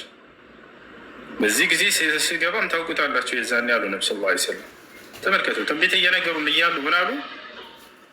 አደራ ተመልከቱ። ወላሂ ውዴታቸው ለእርሱ ማለት ነው። አደራ የዛኔ ስታገኙት ጊዜ አሰላሙ አለይኩም ብለሃል ሙሐመድ ብላችሁ ትውልዶቼ ለእርሱ ሰላምታይን አድርሱ ብለው ተናገሩ። وهذا يدل على محبة النبي صلى الله عليه وسلم لعيسى عليه السلام። ይህ ነቢያችን ሰለላሁ ዐለይሂ ወሰለም ለዒሳ ምን ያክል ውዴታ እንዳላቸው የሚገልጽ ነው። በሌላ ቦታ ላይ እንደውም ቃል በቃል ብለዋል። አና አውለ ናሲ ቢዒሳ ብን መርየም ለይሰ በይኒ ወበይነሁ ነቢይ አሉ። እኔ ከማንም በላይ የመሲሁ ወዳጁ ነኝ አሉ። በእኔና በእርሱ መካከል ማንም ነቢይ የለም ብለው ተናገሩ። እንደ አጠቃላይ የዛኔ መን አድረከ ሚንኩም ዒሳ ብን መርየም ፈልየቅረኡሁ ሚኒ አሰላም አሉ። አደራ የዛኔ በሚወርድ ጊዜ ከሰማይ የመሲሁን ልጅ የምታገኙ ትውልዶች ይቅርታ የማርያምን ልጅ መሲሁን የምታገኙ ትውልዶች አሰላሙ አለይኩም ብሏል ብላችሁ አድርሱ ብለው ተናገሩ። ከዚያ በኋላ ምን ያደርጋል? ዒሳ ዓለይሂ ሰላም ከገባ በኋላ ተቀደም ወሰል ቢና ብለው ይጠይቁታል። መህዲ በጊዜው ያለው መሪ ልክ ሲመጣ ጊዜ እናንተም ተቀደምና አሰግዱት ትሉታላችሁ ብሎ ነገሩ። ነቢ ሰለላሁ ዐለይሂ ወሰለም የሚሆነውን ሁሉ ተናግረው ነቢይ ትንቢት ይናገራል። ከዛ ዒሳ ዓለይሂ ሰላም ኢነሃ ኡቂመት ለኩም ብሎ ይመልስላችኋል አሉ። ይህ ሶላት ለእናንተ ነው ኢቃም የተደረገው እናንተ አሰግዱ ይላል። وهذا يدل على تواضع عليه الصلاة والسلام። ዒሳ ምን ያክል ለሰዎች የሚተናነስና ዝቅ የሚል ነቢይ እንደሆነ ይገልጻል ይህ ሐዲስ። አዎ ተከትሎ ይሰግዳል። ዒሳ ከኋላ ሆኖ ተከትሎ ይሰግዳል። ከዚያ በኋላ ግን እርሱ ነው የሚመራው። የመምራቱንም ስርዓት ከዚያ በኋላ ለእርሱ ትሰጣላችሁ አሉ ነቢ ሰለላሁ ዐለይሂ ወሰለም። የሚመራው በምንድን ነው? በቁርአንና ለእኔ በተሰጠ ሐዲስ ብለው ተናግረዋል ነቢ ሰለላሁ ዐለይሂ ወሰለም። ፈየኡምኩም ቢኪታቢላሂ ወቢሱነቲ አሉ። በአላህ ቃልና በእኔ ሐዲስም ይመራችኋል። የዛኔ ትውልድን ሁሉ እሱ ነው የሚያስተዳድረው። በቃ እርሱ የዛኔ ይመራል፣ ያስተዳድራል፣ ዓለምን ሁሉ ይገዛል፣ ያስተዳድራል። በእርሱ ትእዛዝ ስር ይሆናል። እርሱ በማን ትእዛዝ ነው የሚመራው? በነቢያችን ሰለላሁ ዐለይሂ ወሰለም ህግና ስርዓት። የዛኔ በሚመጣ ጊዜ አንድ የነቢ ሰለላሁ ዐለይሂ ወሰለም ኡማ ተከታይ ሆኖ ነው የሚመጣው። እንደ አዲስ ነቢይ ሆኖ አይደለም። ያ ያለፈው የነቢይነት ማዕረጉ አልቋል ይላል። ያ ነቢይነት የሚለው ነገር ይሄ ነቢይ አይደለም ብለን ምንክር አይደለም። ከነቢያቶች መካከል አንድ ታላቅ ነቢይ ነው። አሁን ግን ሲመጣ ጊዜ አንድ የነቢዩ ሰለላሁ ዐለይሂ ወሰለም ተከታይ ሆኖ ነው የሚመጣው። በእርሳቸው ህግና ስርዓት ትውልድን ያስተዳድራል። የዛንም ዒሳ ዓለይሂ ሰላም ሰግዶ እንደጨረሰ ወዴት ይሄዳል አሉ ነቢ ሰለላሁ ዐለይሂ ወሰለም። ሐሰተኛውን መሲህ ፍለጋ ይሄዳል። አይሁዲዎች የፎከሩበት ለእኛ የመጣው መሲሄ ነው ብለው ወዲያው እየወጣ ያለ ዒሳም ኢየሩሳሌም ወደዛች እየመጣ በሐሰተኛው መሲህ ፊት ለፊት ይገናኛሉ አሉ ነቢ ሰለላሁ ዐለይሂ ወሰለም። ልክ ሲገናኙ ጊዜ ፈየዙቡ ከማ የዙቡ ልሚልሕ አሉ ነቢያችን ሰለላሁ ዐለይሂ ወሰለም። ምን አሉ? ቃል በቃል ልክ ጨው ውሃ ውስጥ በሚገባ ጊዜ እንደሚቀልጥ ሐሰተኛውን መሲህ ደጃል እውነተኛውን መሲህ ዒሳን በሚያይ ጊዜ ይቀልጣል አሉ። ጨው እንዴት ነው ውሃ ውስጥ ሲገባ? ልክ እንደዛ ይቀልጣል አሉ። ፈየህሩብ አሉ ነቢ ሰለላሁ ዐለይሂ ወሰለም። ለማምለጥም ይሞክራል፣ ያውቀዋል፣ ሲያየዋል። የትበዑሁ ዒሳ ዒሳም ይከተለዋል። ላ ተህሩብ ምኒ እነ ሊየ ደርበተን ዐለይክ ይለዋል። ከእኔ አትሽሽ፣ ለእኔ በአንተ ላይ አንዲት ምታለችኝና ከአላህ ዘንድ የተወሰነች ከዚያች ልታመልጥም አትችልም ይለዋል። ፈየቅቱልሁ ቢደርበትን ዋሂዳ በአንዲት ምት ይገድለዋል፣ ይፈጽምበታል። ያ ነው። ከዚያ በኋላ ዒሳ ዓለይሂ ሰላም ቀጣዩን ስራውን ይሰራል። ምን ያደርጋል ከዚያ በኋላ ከተባለ ወደ መካ በመሄድ ሐጅ ያደርጋል። ቃል በቃል ነቢ ሰለላሁ ዐለይሂ ወሰለም ሶሒህ ሙስሊም ላይ በተዘገበ ሐዲስ የንዚሉ ዒሳ ብን መርየም ፊ አኺር ዘማን ፈየሑጁ በይተላሂ ልሐራም ወያዕተሚር አሉ። የማርያም ልጅ የዘመኑ ፍጻሜ ላይ ይወርዳል። የዛኔም ወደ መካ በመሄድ ሐጅ ሲያደርግ ታዩታላቸው ብሎ ተናገሩ። ከዚያ በኋላ እስከዚያ የመጣበትን ትልቁን ዓላማ ይጀምራል። እርሱም ምንድን ነው? ስለ ራሱ ማንነት መናገር፣ እርሱ ነቢይና መልእክተኛ እንደሆነ እንዲሁም እርሱ በፍጹም አምላክና የአምላክ ልጅ እንዳልሆነ፣ እንዳልተገደለ፣ እንዳልተሰቀለ ይህን በደንብ አድርጎ ለሰዎች ያስረዳል። ወየድዑ ናስ ኢላ ዲን ላህ አሉ ነቢ ሰለላሁ ዐለይሂ ወሰለም። ከዚያም በኋላ ሰዎችን ወደ አላህ ዲን ወደ ኢስላም ይጠራል። ፈዩህሊኩ ላሁ ኩለን ሚነን ፊ ዘማኒሂ ወየብቃ አልኢስላም አሉ። አላህን በእርሱ ዘመን ሁሉንም ሃይማኖች ከምድር ገጽ ያጠፋቸዋል፣ ኢስላም ብቻ ሲቀራ ነው። ያ የምድር ሰዎች እንዳለ አማኝ ይሆናሉ። የዛኔ ቃል በቃል አላህ በቁርአን ላይ ወኢን ሚን አህሊል ኪታብ ኢላ ለዩእሚነነ ቢሂ ቀብለ መውቲሂ ይላል። ማንም አይሁድና ክርስቲያን የዛኔ አይኖርም በምድር ላይ የሚያምኑ ቢሆን እንጂ እያለ ይናገራል። በትክክለኛ መንገድ ያምናል። ያ ምንድን ነው? ዒሳ ዓለይሂ ሰላም ከአላህ ዘንድ የተላከ መልእክተኛና ነቢይ እንደሆነ፣ እርሱ በፍጹም አምላክ የአምላክ ልጅ እንዳልሆነ፣ እንዳልተገደለ፣ እንዳልተሰቀለ ይነግራቸዋል። ከዚያ ምን ያደርጋል? ወየክሲሩ ሰሊብ መስቀልንም ይሰብራል። በእርሱ ላይ የተዋሸ ትልቅ ውሸት ነው። አምላክ ለነዛ ወንበዴ አይሁዶች፣ ሮማውያን እና አይሁዶች አሳልፎ አልሰጠውም። ይህን ታላቅ ነቢይ አድናኝ ብሎታል፣ አድኖታል፣ ሰምቶታል፣ ይወደው አክብሮታል። በክብር ወደ ሁለተኛው ሰማይ እንዲያደርግ አድርጎታል። ይፈሳል ያ እርሱ እንዲመለስ የተወሰነበትም ዓላማ ያ ሐሰተኛውን መሲህ ሊያጠፋ የሚገባው እሱ ስለሆነ ሌላ ቢያጠፋው አያስኬድ ጥበቡ አይሄድም ነበር የአላህ ሱብሓነሁ ወተዓላ። አስባችሁታል? ምክንያቱም አይሁዶች የበላይነትን ፈልገው ያን እውነተኛውን መሲህ አንቀበለውም ብለዋል አይደለ? እነሱ ንጉስ መሲህ ጠብቀው ነበር ምድር ላይ የሚያጎናጽፋቸው። እኔ ስለ ምድር ልጠራቸው አልመጣሁም ይላቸው ነበር። በሰማይ ስለምታገኙት ስልጣን ነው የምነግራቸው እያለ ይነግራቸዋል። እነሱ ደግሞ የፈለጉት ልክ እንደነ ሙሴ እንደነ ሰለሞን እንደነ ሳሙኤል ምናምን እንደዚህ እንዳለፉት ነቢያትና ንግስናን የተሰጡ ንግስናንን ይዞ መጥቶ የበላይነትን የሚያጎናጽፋቸውን አካል ነበር የጠበቁት። መሲሁ ዒሳ ዓለይሂ ሰላም ግን ስለ ምድራዊ ስልጣን ግን አላወራቸውም ይላቸዋል። በሰማይ ስለምታገኙ ስልጣን ነው እያለ ይነግራቸዋል። ከዛ እሱን ለመግደልና ለመስቀል አሲሩ ከሮማውያን መስኮች ተመካክረው አላህ ሱብሓነሁ ወተዓላ እርሱን አዳነው ወሰደ። ዳግም ያን ሐሰተኛው መሲህ ይመጣል ብለው እስከ መጨረሻው ዘመን ድረስ አይሁዶችም ይቆያሉ። የዛኔ ሐሰተኛው መሲህ ሲመጣ የበላይነትን ያጎናጽፈናል ብለው እሱን ይቀበላሉ። እኔ የዚህ ዓለም ንጉስ ነኝ ብሎ ይነግራቸዋል። በዚህ ጊዜ ማን ነው ታዲያ ሊወርድ የሚገባ ከአምላክ ጥበብ ጋር? ኢብራሂም ቢመጣ ይሆናል? አይሆንም። ሙሳ ቢመጣ አይሆንም። ዒሳ ነቢ ስ ላ ሰለም ቢመጡ አይሆንም። ነገር ግን ይሄን እነርሱ ቢኖሩ ማድረግ ይችላሉ ወይ? አዎ በደንብ ያደርጋሉ። ነቢ ስ ላ ሰለም ሲናገሩ ምናሉ? ስለ ደጃል ስለ ሐሰተኛው መሲህ ትንቢትን ከተናገሩ በኋላ ለው ኸረጀ ወአነ በይነ አዙሁሪኩም ለከፈይቱኩም አንሁ አሉ። እኔ በመካከላችሁ በህይወት እያለሁ ሐሰተኛው መሲህ ቢነሳ እኔ በቃችሁ ነበር ብለው ተናግረዋል። ወዲያው ይፈጽሙበት ነበር። ጌታቸው አለ። ነገር ግን ጥበቡ ከማን ጋር ነው የሚሄደው? መሲሁ ነው መግደል ያለበት። ለዚህ ነው አላህ ሱብሓነሁ ወተዓላ ዳግም መሲሁን የሚያወርድበት ምክንያት፣ እዚህ ያቆየበትን ምክንያት። ይህ ሐሰተኛ መሲህ ከአደም ጀምሮ እስከ መጨረሻው ዘመን ነብይ ድረስ ሁሉም ለትውልዳቸው ይናገሩት ነበር። ሐሰተኛው መሲህ የዘመኑ ፍጻሜ ላይ ይነሳል፣ መሲህ ደጃል የሚባል እያሉ ይናገራሉ። ይህን መፈጸም ያለበት ደግሞ ማን ነው ከተባለ መሲሁ ነው። ከዚያ በኋላ መሲሁ እንደ ማንኛውም ሰው የሚቆይተውን ቆይታ ቆይቶ ይሞታል። በአንድ ሀዲስ ላይ ነቢ ሰለላሁ ዐለይሂ ወሰለም ከእርሳቸው ጎን እንደሚቀበር ተናግረዋል። ሶላተ ጀናዛ ይሰገድበታል ወይ ተወፋ፣ መጨረሻ ላይ ይሞታል ብለው ነቢ ሰለላሁ ዐለይሂ ወሰለም ተናገሩ። ከዚያ በኋላ ዓለም ትቀጥላለች።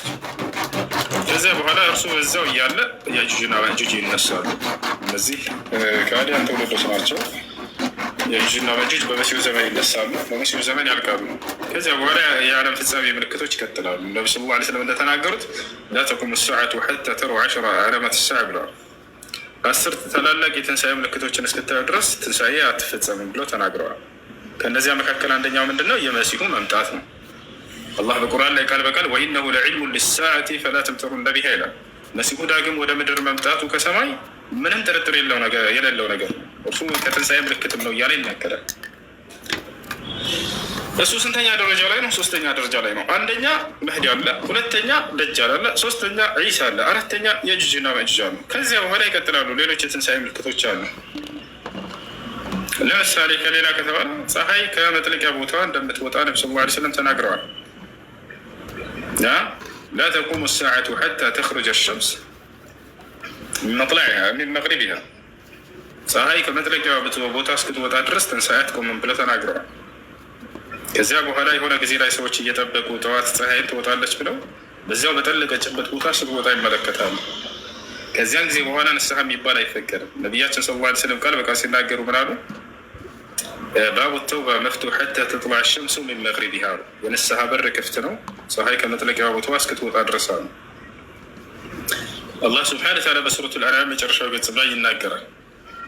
هل ينظرون إلا أن تأتيهم الملائكة أو يأتي ربك أو يأتي بعض آيات ربك يوم يأتي بعض آيات ربك لا ينفع نفسا إيمانها ማንም ነፍስ የዛኔ ማመኗ አይጠቅማትም ጌታ ከፊል ተአምራቶች በሚመጡ ጊዜ እያለ ተናገረ። የፀሐይ መውጣትን ማለት ነው። እና ይህን ይመስላል። ከዚያ በኋላ ሌሎችም የቂያማ ትንሣኤ ምልክቶች አሉ። መጨረሻ ላይ ሁሉም ከታየና ከተፈጸመ በኋላ አማኞች ብቻ ይቀራሉ በምድር ላይ። ይቅርታ ከሃዲያኖች ብቻ ይቀራሉ። የመጨረሻው ምንድን ነው? ثم يرسل الله ريحاً አሉ ነቢ ሰለላሁ ዐለይሂ ወሰለም። ከዚያም አላህ ለስለሳ የሆነችን ንፋስ ይልካል አሉ። فتقبض أرواح كل مؤمن ومؤمنة፣ በምድር ላይ የሚገኝ የወንድንም ሆነ የሴት አማኞችን ሩህ አውጥታ ትወስዳለች። فيبقى شرار خلق الله ነቢ ሰለላሁ ዐለይሂ ወሰለም ምን አሉ? በምድር ላይ የዛኔ ክፉ የሆኑ የአላህ ፍጥሮች ይቀራሉ አሉ። እነርሱም ከሃዲያኖች ብቻ። ፈተቁሙ ዐለይሂም ሰዓ ትንሣኤም በእነርሱ ላይ ትቆማለች አሉ። ዓለም ትፈጸማለች፣ ዓለም ትወዳድማለች፣ ትጠፋለች። እዛኔ ዓለም ትፈጸም ዘንድ የመጨረሻው ምንድን ነው? ይህ ከሆነ በኋላ አላህ ስብሓነሁ ወተዓላ ኢስራፊል የሚባለው ወይም ስራፊል የሚባል መልአክ ያዘዋል። ምንድን ነው የሚያዘው? በመለከቱ ላይ እንዲነፋ። ወኑፊኸ ፊ ሱር አለ አምላካችን አላህ በቁርአን ላይ ትንቢቱን ሲነግረን በቁርአን ላይ ምን አለ? እዛኔም በመለከቱ ላይ ይነፋል ማለት ይሄ መልአክ ነው የሚነፋው። ፈሳዒቀ መን ፊ ሰማዋት ወመን ፊ ልአርድ በሰማያትም በምድርም ያለ ፍጥረት ሁሉ ከድንጋጤ የተነሳ ይሞታሉ አለ። ሱብሓነላህ። ይሄ መልአክ ነቢ ስ ላ ስለም ከተላኩበት ዘመን ጀምሮ አፉ ላይ ደቅኖ እየጠበቀ ነው። ለዚህ ነው ነቢያችን ስ ላ ስለም ሐዲስ ላይ ብላሉ ከይፈ አፍረሕ ወሳሒቡ ልቀርን ቀድ ልተቀመ ልቀርነ ሊዩእመረ ቢነፍኺ ፈየንፉኽ እንዴት ከልክ ያለፈን ደስታ እደሰታለሁ አሉ። የመለከቱ ባለቤት መልአክ መለከቱን በአፉ ላይ ደቅኖ ንፋ የሚባልበትን ትእዛዝ እየጠበቀ ሳለ ብለው ተናገሩ። የዛን ልክ በሚነፋ ጊዜ የሰማይ ምድር ፍጥረት እንዳለ ያልቃል። ልክ ሲነፋ ጊዜ ከሃዲያኖች ይህን የሚሰሙ ሰዎችም ሆኑ ጋኔኖችም ሰይጣንም የዛኔ ነው ፍጻሜዋ። አደምና ሐዋን ከጀነት እንዲባረሩ ያደረገው አሳስተዋቸው የዛኔ ነው የሚሞተው። አላህ በቁርአን አላህን ጠየቀ። የዛኔ በሰማይ ላይ ያለ ቃለ ረቢ አንظርኒ ኢላ የውም ዩብዓሱን አለ። ጌታዬ ሆይ ሰዎች እስከሚቀሰቀሱበት ቀን ድረስ አቆየኝ፣ አትግደለኝ ብሎ ተማጸነ። ሞት እንዲዘለው ፈልጎ ነበር። የሚቀሰቀሱበት የሚለውን አስቡት። ይሄ ትንሣኤ ቀን እንዲያልፈውና ሰዎች እስኪነሱበት ቀን ድረስ እስከዛ መቆየት ፈልጎ ቃለ ኢነከ ሚነል ሙንዘሪን አለ አላህ። አንተ ከሚቆዩት ነህ ኢላ የውሚል ወቅቲል ማዕሉም፣ ነገር ግን አንተ እንደጠየቀው ሳይሆን እስከታወቀው ቀን ድረስ አለ። መቼ ነው ያ? የዘመኑ ፍጻሜ ላይ ማለት ነው። የዘመኑ ፍጻሜ ላይ መሆኑ እንዴት አወቀ ከተባለ አላህ በቁርአን ላይ ብሏል፣ በመለከቱም ላይ ይነፋል፣ የዛኔ በሰማይም በምድር ያለ ፍጥረት ሁሉ ያልቃል አለ። ሰይጣን አሁን የት ነው ያለው? ምድር ላይ ነው ያለው አይደለ? ከሰማይ ተባሯል። በምድር ያለ ሁሉ ይጠፋል ሲል ጊዜ የዛኔ እርሱን ያጠቃልለዋል። ታቸዋል። ይህ ነው እና የዛኔ በሚነፋ ጊዜ የምድር ሰዎችም እንስሳቶችም ሁሉ እንዳለ ይጠፋሉ። ይህ ድምፁ ወደ ሰማይ የሚሄደው ይህ ድምፅ ወዴት ይሄዳል? ወደ ሰማይ ይሄዳል። ከዚያ በኋላ የሰማይ መላእክቶችም እንዲሁ የዛኔ ፍጻሜያቸው ነው። ማንኛውም ጅማሬ አካል ላይ ያለው አካል ፍጻሜ ያለው በሰማይና በምድር ያለ ሁሉ። ልብ በሉ አላህ ቃሉ ላይ ምን አለ? ኩሉ መን ዐለይሃ ፋን ወየብቃ ወጅሁ ረቢከ ዙል ጀላሊ ወልኢክራም አለ። በሰማይ በምድር ያለ ሁሉ ጠፊ ነው አለ። የክብርና የልቅና ባለቤት የሆንኩት እኔ አምላክ አላህ ብቻ ስቀር እያለ ይናገራል። ስለዚህ ሁሉም የዛኔ ፍጻሜያቸውን ያገኛሉ። ሰማይም ትፈራርሳለች፣ ምድርም ትፈራርሳለች። በሰማይ የምናያቸው እነዚህ ከዋክብቶችና ፀሐይ፣ ጨረቃም የዛኔ ፍጻሜያቸው ይሆናል ሁላቸው። ኢዘ ሸምሱ ኩዊረት። ለዚህ ነው እነዚህ የቁርአን አንቀጾች ታች ላይ ያሉት ስለዚህ ነው የሚናገሩት። ወኢዘ ነጁሙ እንከደረት፣ ኢዘ ሰማኡ እንፈጠረት። ሰማይ በተቀደደች ጊዜ ይላል። ሰማይ የዛኔ እንደዚህ ጠንካራ ሆና መስላ የምናያት የዛኔ ትፈራርሳለች። ወኢዘ ልከዋኪቡ እንተሰረት፣ ከዋክብቶቹን በረገፉ ጊዜ ይላል። ከዋክብቶች ወደ ምድር ይረግፋሉ። ከዚያስ ወኢዘል ቢሃሩ ሱጅረት፣ ባህርም በተቀጣጠለች ጊዜ ይላል። ማለት ከሰማይ ከዋክብቶች እነዚህ ግዙፍ ከዋክብት በሚወድቁ ጊዜ ምድር ላይ እሳተ ገሞራ አለ፣ ውሃ አለ አይደል? ያንን በሚመታ ጊዜ እሳት ይወጣል፣ ውሃ ጋር ይቀላቀላል። ውሃ የሺ ዓለም በእሳት ትጥለቀለቃለች። ሱጅረት፣ እሳት በተቀጣጠለች ጊዜ እያለ ይናገራል። ባህሯ በተቀጣጠለች ጊዜ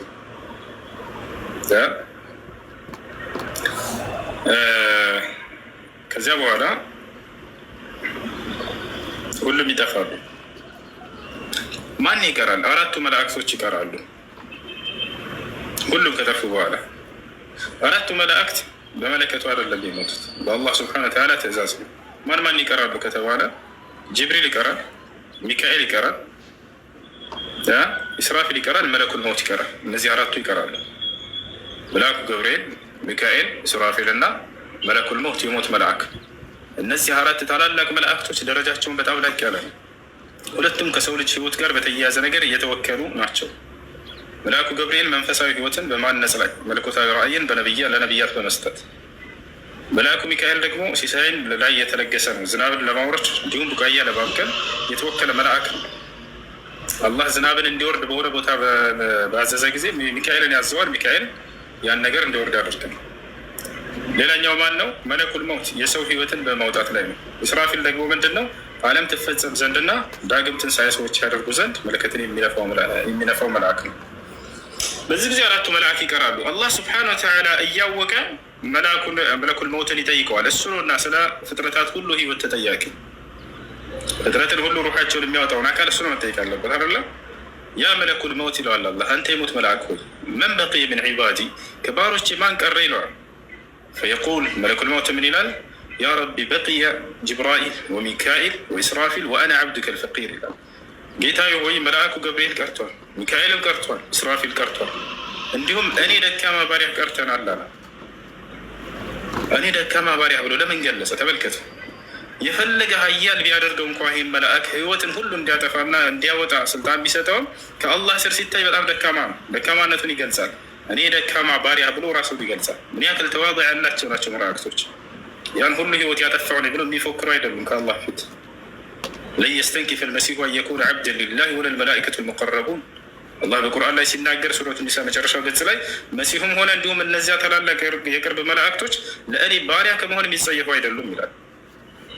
በደስታ ነው ይህን ቃል የሚለው። ከዚያ አላህ ምን ይለዋል? ያ መለኩል መውት ቀضይቱ ልመውት ዐላ ኩሊ ዒባዲ ፈቅቢድ አርዋሐ ሃኡላኢ ልመላኢካ ይለዋል። አንተ የሞት መልአክ ሆይ ሞትን በሁሉም ባሮች ላይ ሞትን ወስኛለሁኝ እና እነዚህን መላእክቶች ሂድና ነፍሳቸውን አውጣ ይለዋል። ፈየሙቱ ጅብሪል ወሚካኤል ወኢስራፊል። ጅብሪል ይሞታል፣ እስራፊል ይሞታል፣ መለከቱ ላይ የነፈሰ ይቀር፣ ሚካኤል ይሞታል። ማን ይቀራል? አሁን መለኩል መውት ብቻውን ይቀራል። የፍጥረትን ሁሉ ሩህ አውጥቶ ከጨረሰ በኋላ የመጨረሻው እርሱን ይሆናል። የእርሱንስ ህይወት ማን የሚያወጣው? ያ አላህ እያወቀ ይጠይቀዋል። አሁንም ያ መለኩል መውት መን በቂየ ሚን ዒባዲ ይለዋል። አንተ የሞት መልአክ ሆይ ከባሮቼ ማን ቀረ ይለዋል። ፈየቁል ያ ረቢ በቂቱ ዐን ዓብድከ ልፈቂር፣ እኔ ደካማ ባሪያ ቀርቻለሁኝ አንተ ጌታዬ ይላል። ያ መለኩል መውት ይለዋል አላህ ሱብሓነሁ ወተዓላ፣ አንተ የሞት መልአክ ሆይ እኒ ቀضይቱ ልመውት ዐላ ኩሊ ዒባዲ ፈሙት፣ እኔ በባሮች ላይ ሁሉ ሞትን ወስኛለሁኝና ዛሬም ያንተ ቀን ነው በል ሙት ይለዋል። ለአላህ ስብሐነሁ ወተዓላ ትእዛዝ ወዲያው ይሞታል። ፍጥረት ሁሉ የዛኔ ያልቃል። ወይብቃ አላህ በቁርአኑ ላይ ሲናገር ምን አለ? ይህም በትንቢት ደረጃ ወደፊት የሚሆነውን ኩሉ መን ዐለይሃ ፋን አለ። በሰማይ በምድር ያለ ሁሉ ጠፊ ነው አለ። ወየብቃ ወጅሁ ረቢከ ዙል ጀላሊ ወልኢክራም፣ የክብርና የልቅና ባለቤት የሆንኩት እኔ አምላክ አላህ ብቻ ቀራለሁ የዛኔም አለ። ነቢያችን ሰለላሁ ዐለይሂ ወሰለም ምን አሉ?